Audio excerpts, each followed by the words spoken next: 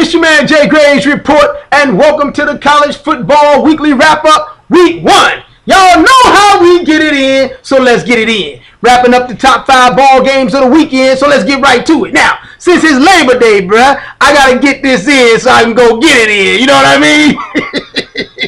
I'm not sitting around and waiting on Ohio State to blast Von Tech before I give you the doggone recap. So we're going to do it now, and let's just say that they did when they didn't, but we already know Ohio State going to beat the brakes off them boys. Now, let's move on to the first ball game. We got number 2, TCU, goes out to Minnesota to play. Now, TCU comes into this ball game with all the hype in the world, coming off a cold Big 12 championship last year, getting pushed out of the national championship playoff hunt last year. So now they come in number 2 with Trayvon Boykin. Now, here's the problem. Minnesota came to play. These boys, TCU went out there and struggled against these boys. Now, Trayvon Boykin had 246 yards passing, a touchdown. He ran for 92 and had another touchdown. But here was the problem. The Dub couldn't throw the ball downfield because Minnesota kept dropping 8-9 boys into coverage. When they dropped 9 boys into coverage, he completed only 14% of his passes. When they didn't, he completed 70%. So what is the MO going forward for everybody in America playing TCU? Just drop boys into coverage, make Trayvon Boykin run the ball and beat you with his leg, and he's not going to be able to do that. Because if he barely got out of Minnesota alive on Saturday, he gonna have problems in the Big 12. Let's move on to the next ball game. Now, we got Louisville going down to the A to play number 6, Auburn. Now, going into this game, I told you boys, if Bobby Petrino leaves the motorcycle at the crib, he could beat these boys. Bobby Petrino didn't leave the motorcycle at the crib, jumped on it at the end of the ball game, and was done. Now, here's the problem. Auburn beat these boys 31-24. Everybody in America been talking about Jeremy Johnson for the last 2 or 3 weeks about this guy being a Heisman candidate, Auburn being ready to play for a national championship, win the SEC. This Dub went out there and threw 3 Dub picks. He had 137 yards on 11 of 21 passing. He's still a rookie. Even though he's not a rookie, he's not a freshman, he's a junior, but he's still a rookie. He's still making rookie mistakes. You cannot, he threw as many INTs as completions on 3rd down. You can't have that. When these guys out here playing this game, you cannot turn the ball over. You can't make dumb mistakes. Now, Bobby Petrino and company had him on the ropes at the end of the game. All of a sudden, Bobby Petrino pulls out the motorcycle and put the girl on the back of the bike again. 53 seconds left. This done called a final timeout, his final timeout, then gave Auburn an opportunity to run the clock. That done had the woman on his mind as opposed to the doggone game. Bobby, keep the motorcycle at the crib. You could have beat these boys. Now, let's move on to the next ball game. Now, we got Texas.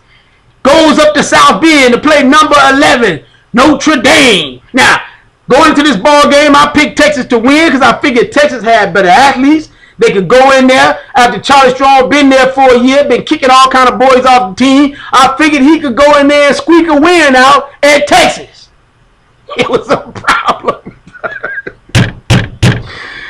Notre Dame beat the brakes off these boys 38-3. Now, here's the deal. There's a cat named Malik Zaire. That does sound like a movie star with a name like that. I know he going to work on Notre Dame campus right now.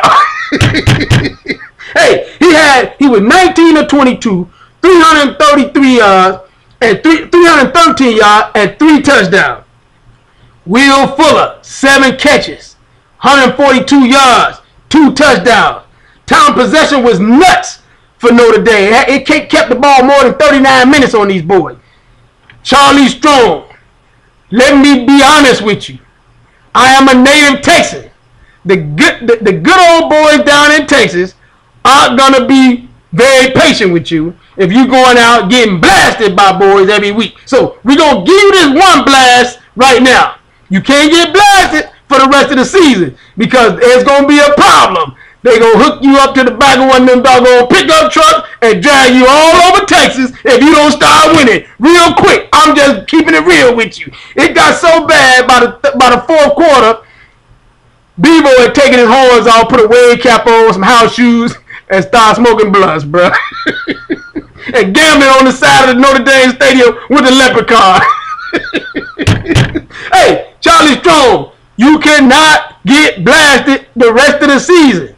You can lose a couple of games, but you can't get blasted. You got the infrastructure, you got the recruiting base, you got the money, you got the program. Now you got to win. You got to play and you got to be competitive. You can't get beat by 35 points ever again. Now, let's move on to the last ball game.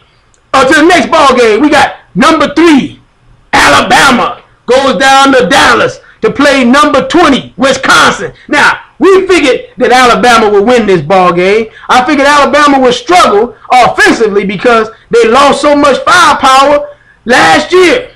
That wasn't the case, Playboy, because you got a cat named Derrick Henry that could go to work. Derrick Henry went out there and had 13 carries, 147 yards, 3 touchdowns on these boys. Jake Coker. They waited until the last minute to name the starter. He was 15 of 21, 213 yards and a touchdown. The problem that Alabama had in this ball game was dub penalties. When you look at that third down and distance, they was average of 10.5 yards for third downs, which is 4.5 more than last year. Hey, that's a problem. You can't be more than 4 yards, having to go gain 4 yards more on third downs against a dud team like Wisconsin. Wisconsin tried to hang in there with them, but Wisconsin slow as molasses, and then they got a dud out there with a Kwame streak in his head trying to run the rock. Come on, bro.